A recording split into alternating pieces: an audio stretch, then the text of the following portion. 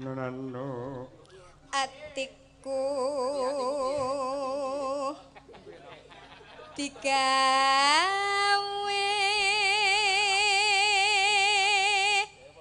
rangu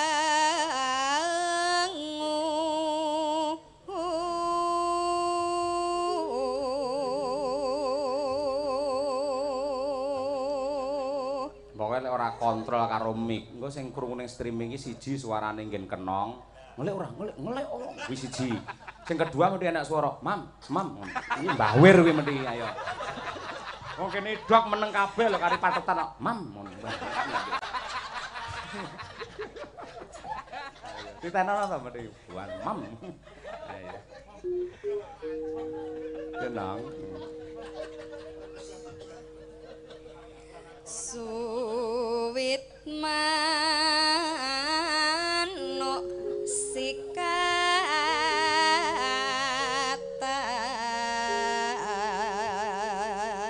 seni Madangkara saking Jaten Karanganyar sowan malih wonten ing laladan Tampu Trisana Mbabatan Ponorogo aja lali kagem ingkang dereng sayah nggih to lan ugi kagem kanca-kanca bakul jangan lupa nanti malam Minggu 29 Juni nang endi Ponorogo meneh lho ngendi wonten ning Gontor nggen pondok ora awake dhewe transite ning pondok meneh ning wayangane ning lapangan Desa Gontor Mlarak Ponorogo wah iya kanthi bintang matamu tamu ndak sempecah ora rahasia sesuk ae ya ngono wis jan elak tenan ya aku sesuk arep gawe jin aku iya nggih waranggana ingkang sowan ingkang mepet kalian dalangipun menika anak wedok sing aslinipun saking pundi Pak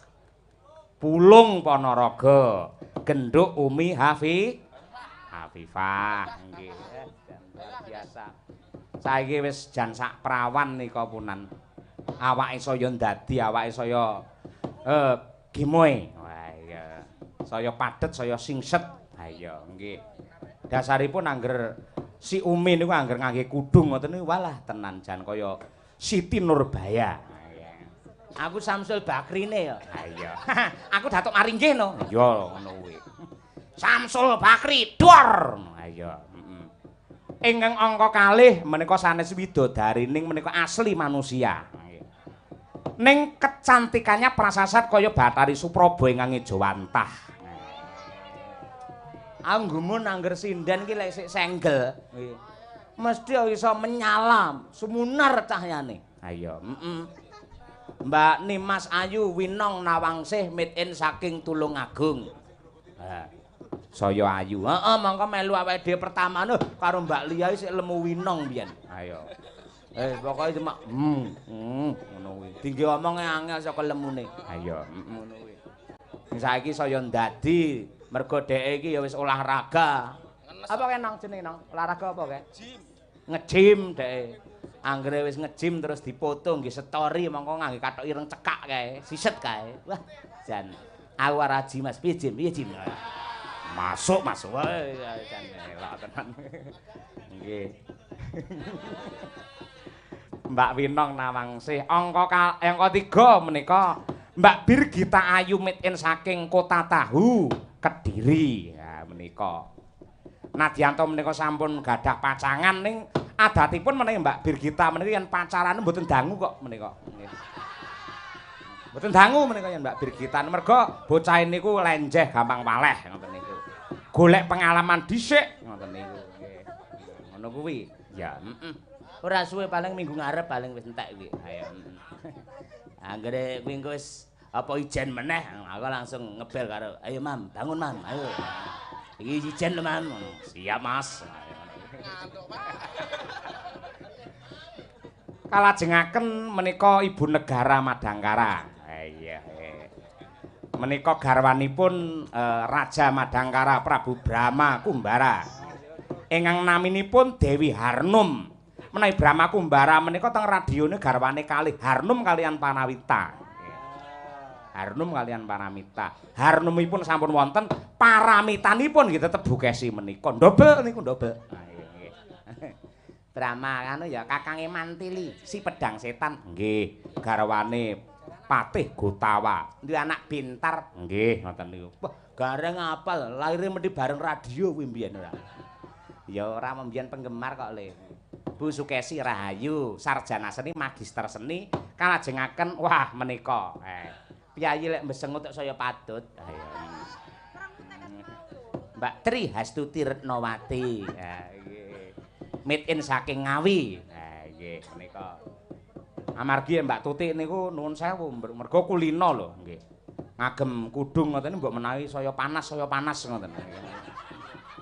Tegese saya semangat ngoten lho. Saya membara ngoten. Ha nggih.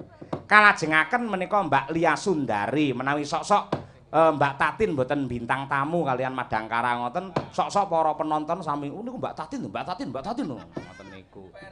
Nggih. Tatin versi Madangkara niku pancen niki. Ancen ya suarane ya padha ringik-ringike pasuryane ya padha. Tur ya padha sing ra duwe guyu wong loro kuwi. Ayo, angger ngerti tabuhan kleru blerok ngono kuwi. Le ngurus nganti Padang minggu iki mung piye to iki mau? Ngurus nganti Padang. Kalajengaken Mbak Tati Lestari Handayani made in saking Sentolo. Nah, Sentolo ya Mbak ya. Sentolo Kulon Progo. Dados Kulon Progo niku ngayogyakarta tasik nyulen terus. Menawi enten kali sing jenenge Kali Gedhe, Kali Progo nika. Jenenge teng jembatan mandek nginguk ngisor niku Mbak Tati mesti golek wedi teng mriku. Ah, dhek ning dhuwur malah sing lanang kok nyemplung. Ayo ngono niku. Mula ya betah. Ayo, apane? Pokoke betah pokoke. Ayo. Mbak Tatin Lestari Handayani TLH. Tatin Lestari Handayani. Ning IG ya duwe penggemar Tatin Loves. Ayo, ngono kuwi. Kalajengaken ingkang minangka panutup menika Mbak Elisa Urcarus Alaso menika kandidat dokter. Iki dokter hewan ora. Dokter tenan iki calone iki medeni wong iki calone. Wis dokter genah saya larang. Ayo. Nggih, matur sembah nuwun. Iki gendhok anu sik winong sik tak dhisikke iki. Nggih maneman iki. Ayo, iki ya potensi. Ayo. Ayo, mergo iki ya potensi iki. Ayo potensi ora. Potensi Pak. Heeh, potensi. Diuntir-untir. Ah, jare Aji Mas ngono kuwi ya. Ayo. Saya pada lang intermezzo niki. Oh. Kita rasa-rasanya kok ya goyo-goku saya nakal-nakal ya. Tiap lak winang putus iku lho kok tambah nakal-nakal ya siram. Loh, tak jewer. aja kleru. Iki lak rombongan, iki lak keluarga. Ketika Winong bersedih, maka sebisa mungkin sekuat tenaga teman-teman itu menghibur. Ya wes aku ngalah. Ya sakarepmu Ya ya. Aji Mas sing bendina WA mesti apa bedane manuk karo kucing ngono kuwi. Di WA dhek. Ayo. Nang berdiri rasa di spot induk ayo berdiri ayo. Ayo coba kaya apa iki. Iki kaya jan anu kae lho apa jenenge pemeran Kunti ning apa wi Mahabharata kae lho. Ayo. Mahabari. Ayo. Ye kesi ye. Ye kesi ye. Ye kesi ye. Wah, kaya untuk hiburan ya. Halo, Nduk Cahayu. Ya, selamat pagi, Pak. Selamat pagi. Sudah ngantuk belum? Belum. Iya. Belum. Walaupun sudah berhari-hari kamu nggak tidur, maksudnya begadang terus, tapi tidak lungkrah ya? Tidak lumrah. Soalnya saya tadi habis dikasih kopi sama Cak Bagus. Sudah tua, ayo. Aku mau meling hati-hati ya, Nduk, Tadi hati-hati. disupport kopi sama Cak Bagus, jadi nggak ngantuk deh. Apa sampean ora ngerti lek Mas Bagus iki GRG? Apa itu? Garangan. Oh, Padha karo aku mbiyen kuwi. gitu Ayo, ta. Sing jan tajem anteng jan meko Mas Udin. Lah kuwi lho. Oh, Mas Udin. Lek. Mas Udin. Lek bedhe iki. Awah. Mas Udin. Gayane lho. Dingkluk karo kepet-kepet iki. Mending Mas mbasine. Udin. Dalange omong apa ya. Iya. Mas Udin iki sing dhuwur ndingkluk sing ngisor mbuh kuwi. Nyawang HP mirsani notasi ngono lho. HP. Mergo panjenengane kejaba pinter gampang uga ngasta trompet. Tapi Mas Udin trompete Mas, mang budoke nah. Trompete raketang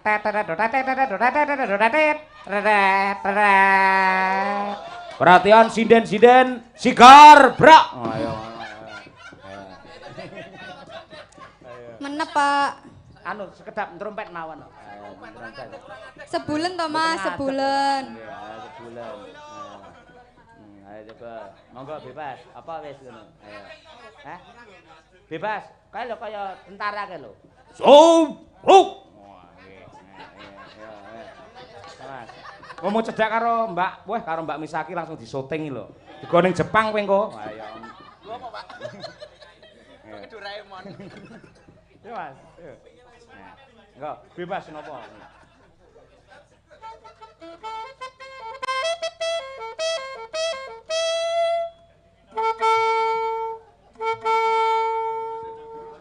Kowe lek karo Mas Udin apa gelem mek disebuli tok ngono kuwi? Ayo. Ayo, angger wiwit tok. Ayo. Ayo. Nang, Winang. Dalem. Nembang ya. Nggih. Ayo. Coba kaya apa? Nembang napa, Pak? Rengu kaya mambengi aku seneng aku. Mambengi arep tak kethokno iman-iman aja iki. Kapan-kapan ae. Ayo ditokke ben-bengi.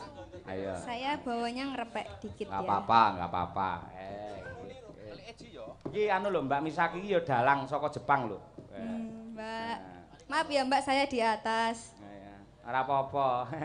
Aku di bawah. Tegese lak dhuwur kowe karo aku to, ya to. Loh, mboten to. Hah? Lho kowe ngadeg semono aku semene kok ya. Nemung semene. Heeh, semene. Aku iki sederhana. Mbak Misaki adalah salah satu peneliti wayang, meneliti Pak Cahyokun tadi dan juga Mbak Sinden Elisa dan semuanya akan untuk penelitian akan dibawa ke Tokyo. Nanti rekaman kita akan di Videotron di pusat Tokyo. Yang dibawa videonya aja, Pak. Videonya aja. Orangnya nggak dibawa. Neng kono apa nek wayangan bersih desa? Ya, siapa tahu. Siapa tahu, iya. Tahu aja. Ayo. Ya, Pak. Dibawa nih Mbak Winong. Ayo, betul. Kak ngomai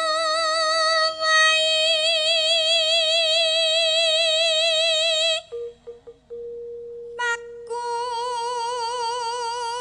linan.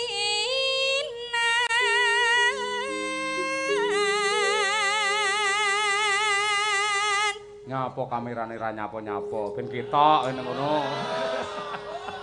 Angger Winong ngadeg terus melu-melu rono. Oh. Sapa-sapa digasak ora ayo. Yo nang. Jangan gitu toh, Bang Yosi. Nah, jangan gitu Bang Yosi. Yo.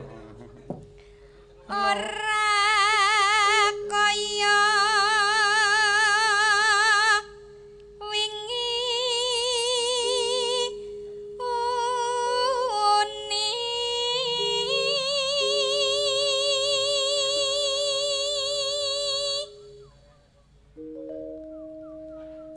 apa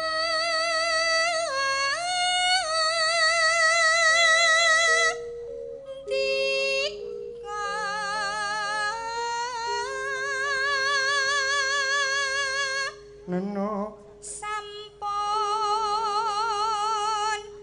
tega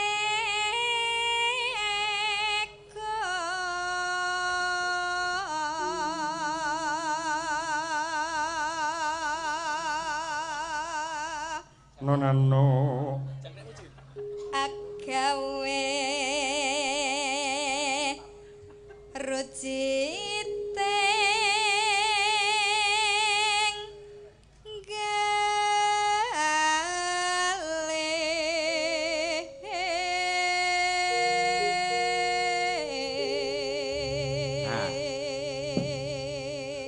kagem kanca-kanca ngong sok-sok mbanjeli nggen kenong niku kudu diperhatikan. Strategine kados Aji Mas ngoten niku lho nggih. Jenengan mikir niku banter. Dadi yen banter iki nggih mancing guyu ngoten niku. Lah ora, malah nggih piye to ngelik. Lah mlebu streaming ora. Ayo. Ning Kudus kae ya, heeh. Ngulik ora ngulik. Iki piye to doan malang? Malang ora. Ayo. Bareng isuk arek suarane. Bobo mbiyen kae. Sorry nong, ayo terus ayo. Mengganggu konsentrasinya Winong lho. Enggak apa-apa, Pak. Nggih. Saya udah biasa. Biasa dicuekin toh? Iya. Aduh, kasihan sekali kamu. Jangan. Yes. Ya nong. Boten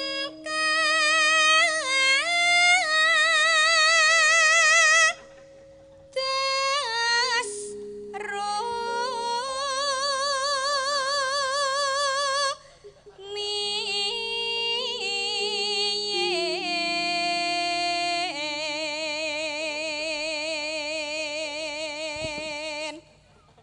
No. atiku digawe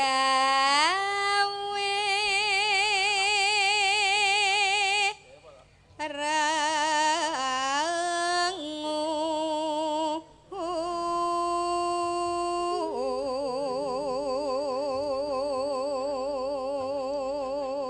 Pokoke lek ora kontrol karo mic, engko sing krungu ning streaming iki siji suarane nggen kenong. Ngelik ora. Kuwi siji. Sing kedua mesti enak suara, "Mam." Iki Mbah Wir kuwi mesti ayo. Wong kene dok meneng kabeh lho kari patetan kok, "Mam." Ngono Mbah. Ditenono to mesti, "Buan, Mam." Ayo. Tenang. Suwit manuk sikatan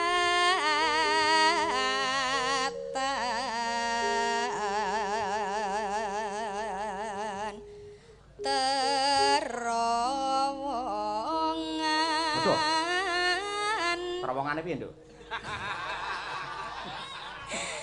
Ora aku bingung apa lho terowongan. Udan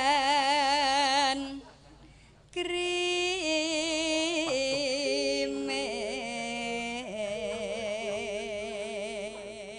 Udan grimis terus nyiup neng terowongan ngono.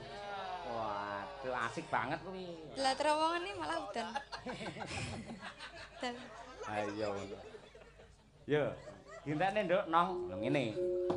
Mam. Pak, Mas Danangi mau ngendika ngeten. Nong aku lebokno grup sinden, aku pengen melu gibah ngoten. Iya, ora apa-apa lebokno, ora apa-apa ya. Engko ben nuturi Mbak Tutik kuwi. Lek nglebokne loro aja Mas Danang tok. Lah sinten? Karo Imam. Ngono. Lek sepi grup dhek mrene, Mam. Ngono. Iya lho. Dadi orangu udan tangis keloyongan.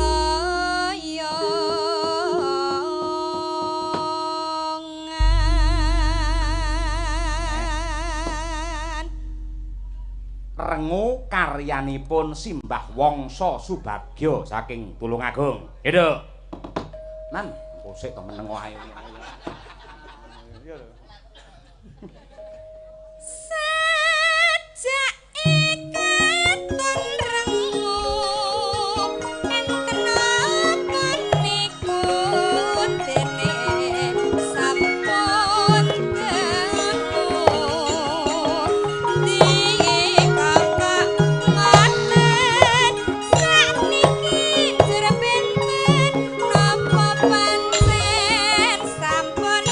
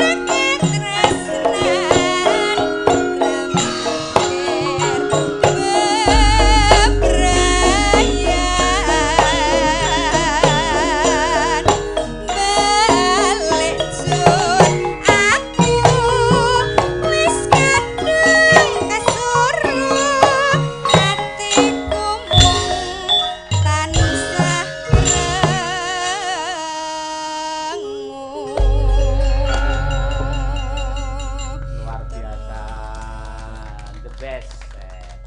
The best and the basic. Elok Winong. Luar biasa. Power Rangers.